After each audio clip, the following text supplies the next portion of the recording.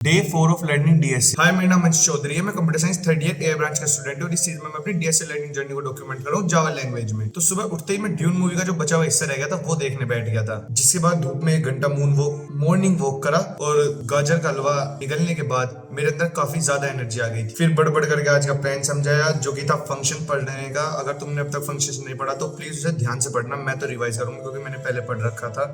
और फिर अपने मन को मार के मैं पढ़ाई करने बैठ गया।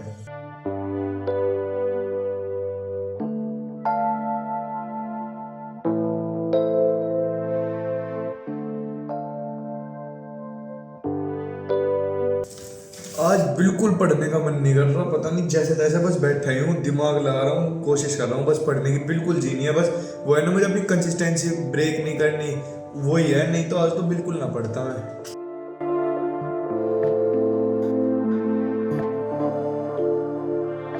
2 पोमोडोरो टाइमर लगाए 25-25 मिनट के एक साथ, प्लस उसके बाद 10 मिनट और पड़ा। प्रॉपर 1 घंटा जो अब मार्क होता है वो पूरा करने के लिए। और इसमें तो अभी वीडियो का थ्योरी पार्ट देख लिया। फंक्शन वाली वीडियो मैंने पहले भी देख रखी है, लेकिन आज जैसे मैं रोज क्या करता था, बस 5-10 मिनट में सारा थ्योरी पार्ट खत्म कर देता था। आज मैंने पूरा 1 घंटा इसे इसमें मतलब इसलिए दिया है क्योंकि पिछली बार भी जब मैं फंक्शन देख रहा था मैंने बहुत चीज़ें इग्नोर करी थी, जिसकी वजह से आगे बहुत दिक्कत आई थी। अगर तुम पहली बार डीएस से कर रहे हो तो ये जो फंक्शन वाली वीडियो है ये भाई मस्ट है 1x की स्पीड में देखनी। मैंने 1.5 की में देखी क्योंकि पहले भी देख रखी थी, लेकिन जो एंड के कुछ टॉपिक्स है वो बहुत ज़्यादा जरूरी है। मेथड ओवर राइडिंग, शेडोइंग और ये सब बहुत ज़्यादा हुए हैं। अब जो इस वीडियो के क्वेश्चन है वो बाद में करूँगा। 11:30 पे पढ़ने बैठा था, 12:27 हो रहे हैं। बीच में 4 मिनट का टाइमर लगा के ब्रेक लिया था। अब वीडियो का कुछ भी काम नहीं हुआ आज की वीडियो का, वो भी अपलोड करनी है। तो अब नहा धो के पहले वीडियो क्रिएशन,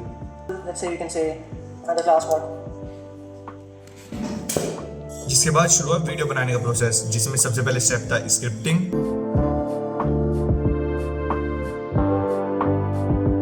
फिर शूटिंग। तो यार आज सुबह से कुछ भी करने का जी नहीं कर रहा। मैं सुबह उठते ही वो जो कल रात थोड़ी सी ड्यून मूवी रह गई थी वो देखने लगा। उसके बाद बिना मन के पढ़ाई करने बैठा।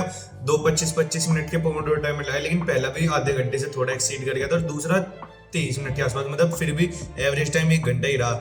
वो बिल्कुल बिना मन के पढ़ाई थी यार, बिल्कुल जी नहीं कर रहा था पढ़ाई का। अब भी मैंने वीडियो का रोल भी शूट कर लिया, स्क्रिप्टिंग वगैरह सब हो गई, अब उसे एडिट करने का जी नहीं कर रहा। लेकिन सुबह बिना मन के पढ़ा था, बिना मन के वीडियो एडिट करूंगा। तो मतलब काइंड ऑफ ये है कि कंसिस्टेंसी में शुरू के 3 दिन ये आफत है, उसके बाद तो थोड़ी चीजें होने लगती हैं। मेरे जो इस चैलेंज के शुरू के 3 दिन थे, डे 0, डे 1 और डे 2, वो थोड़े टफ रहे। आज डे 3 है तो आज चीजें बस मन नहीं हो रहा, लेकिन फिर भी अपने आप चले जा रही है। तो अगर किसी को शुरू करना है तो ये कर सकता है। मतलब ये ना बहुत प्रैक्टिकल चीज है। बिना मतलब में तो मैंने YouTube की वीडियो देख के वो चिपका दिया। एंड्रयू हुबरमैन जो भी नाम है, उन्होंने कहा था कि 3 days of pain, rest is easy. वो वाला कॉन्सेप्ट तो मैं चिपकाने की कोशिश कर रहा था, लेकिन अब सच बता दी तो ट्राई करके देखना, सच में काम करता है। फिर म्यूजिक सिलेक्शन और वीडियो एडिटिंग।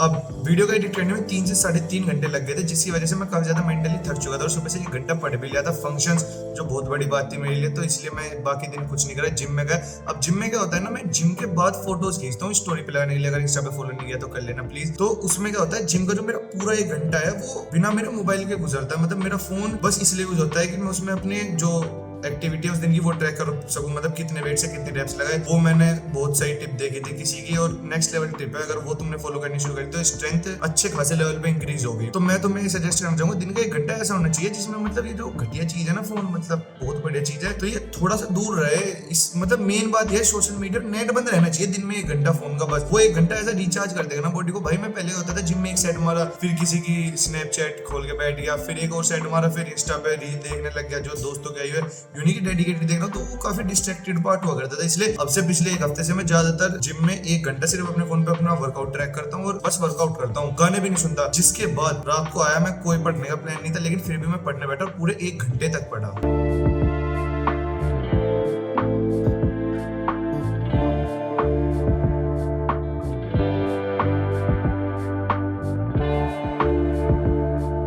इस वाले स्टडी सेशन में मैंने फंक्शंस के बचे हुए सारे क्वेश्चंस कर दिए। बचे हुए क्या 2-3 ही क्वेश्चन थे और इन वाले क्वेश्चंस में भी जितना पिछले तक का पढ़ा था वो सब यूज हुआ था। मेन जो इन क्वेश्चन में ट्रिक यूज हुई थी, मतलब जब तुम वीडियो देखोगे जब भी समझ लेना, वो मॉड्यूल और डिवाइड ऑपरेटर का जो डिफरेंस है ना वो समझना बहुत जरूरी है। इसलिए मैंने कहा था कि फंक्शंस तक की वीडियो अगर कुणाल कुशवाहा को फॉलो कर रहे हो तो बहुत ध्यान से देखना। अब किसी का कमेंट आया था कि भैया क्या आपको डीप शार्क से डर नहीं लगता? भाई इसका सिंपल सा जवाब है, जैसे जब चैट जीपीटी आया था उसका इतना हो अल्लाह हुआ था, मैंने कोशिश करी थी, मुझे लगता था भाई चैट जीपीटी आएगा अब तो कोडर्स की जरूरत नहीं, तो मिनी प्रोजेक्ट बनाना था एक हमें, तो मैंने एक वेदर फोरकास्ट वाली साइट बनाने की कोशिश करी थी। भाई उसमें एपीआई इंटीग्रेशन इतना झंझट था, मतलब एक रनिंग वेबसाइट कोड होने के बाद भी हम नहीं बना पाए थे। तुम बना के देख लेना, अगर तुम भाई एक वेबसाइट सिर्फ चैट जीपीटी और डीप शार्क की मदद से बना पा रहे हो अपने आप ही, तो मत पढ़ो कोड। और बाकी भाई वो जो कोड लिख रहा है वो तो समझना पड़ेगा, बेसिक तो पता होनी चाहिए, जब तो उसका भी यूज कर पाओगे। ये कितने भी टूल आते हैं ये सिर्फ हमारी एफिशिएंसी बढ़ाने के लिए, कि भाई जैसे पढ़ते टाइम मेरा कोड में कोई एरर आ गया जो मुझे नहीं समझ आ रहा होता, मैं उसे चैट जीपीटी पे डाले पूछा तो भाई इसमें क्या दिक्कत है बता मुझे, वो बताता है, फिर मुझसे कारण पूछता हूँ कि भाई क्या कारण आया। तो ये सब हमारी एफिशिएंसी को इंप्रूव करनी चाहिए। इससे डर के तो मतलब ये तो बहाने वाली बात होगी कि भाई डीप सी या जो भी है वो आ गया तो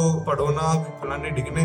पहले मेरी भी सोच है, मतलब अब भी है, पर अब फिर भी थोड़ा सा ये चैलेंज चल रहा है तो मैं पढ़ने पे ज्यादा ध्यान देने लगा। और मैंने डीप शार्क पे लॉगिन या सीख जो भी है उस पर चाइनीज माल है ना, तो उस चाइनीज माल पे लॉगिन करने की कोशिश करी। मेरे रीजन में तो हुआ नहीं, बाकी तुम ट्राई करके बताने कैसा। एक चीज और, वो ना अनसुपरवाइज्ड लर्निंग पे काम करते हैं। जैसे चैट जीपीटी पे तो क्या है, पहले डाटा दिया जाता है वो उसके बिहाफ पे हमें जवाब देता है। ये अनसुपरवाइज्ड लर्निंग पे काम करता है, मतलब जितनी बार ये डाटा प्रोसेस करेगा उतनी बार वो अच्छा आउटपुट आता जाएगा। ये जो सुपरवाइज्ड लर्निंग वाली चीज थी और अनसुपरवाइज्ड वाली, ये तो मैंने गूगल पे पढ़ी थी डीप सीक के बारे में। और जो इसकी डेफिनेशन है वो इस साल का हमारा एक सब्जेक्ट था एप्लीकेशन ऑफ सॉफ्ट कंप्यूटिंग, मुझे उससे पता है। बस यही था आज का दिन, काफी अच्छा गया, मतलब डेली से थोड़ी सी ज्यादा पढ़ाई करी, मतलब ओवरऑल मैं सेटिस्फाइड था। अब मेरे डीएससी के लिए ना थोड़ा सा चेंज है, वो कल की वीडियो में डिस्कस करेंगे। जब तक इस वीडियो को लाइक कर देना, इस चैनल को सब्सक्राइब कर लेना, जिससे तुम्हारी भी कंसिस्टेंसी बन जाए मेरी तरह। Stay hard.